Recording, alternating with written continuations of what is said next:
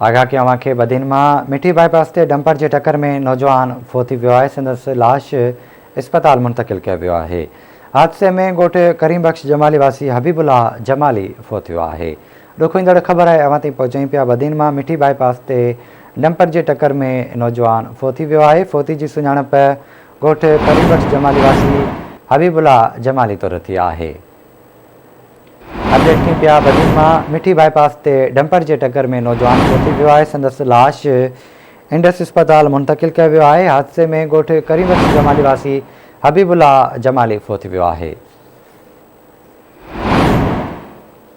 खबर ॾियूं पिया बदिन में मिठी बाईपास से डंपर की टक्कर में नौजवान फोती वियो है। फोती की सुञाणप गोठ करीम बख्श जमाली वासी हबीबुल्ला जमाली तौर थी है। बदिन के मिठी बाईपास से ही वाक़ियो पेश आयो है। डंपर की टक्कर में नौजवान फोती वियो है। नौजवान जो लाश अस्पताल मुंतकिल किया वियो है। अवां खे ॿुधाईंदा पिया हलूं। हादसे में गोठ करीम बख्श जमाली वासी हबीबुल्ला जमाली फोत थियो है।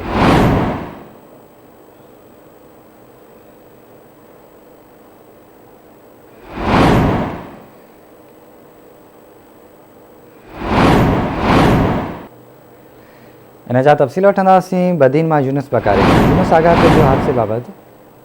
जी बिल्कुल, बदीन बाईपास से अॼु हादसो थियो है। डंपर मोटरसाइकिल के टक्कर थी पई है, जे करे मोटरसाइकिल सवार फोत थी वियो मौके ते। जी यूनुस नाज़रीन, यूनुस असां राब्तो कटिजी वियो। अवां ताईं ख़बर पहुचाई पिया बदीन में ये हादसो पेश आयो है। नतीजे में नौजवान फोत थी वियो है।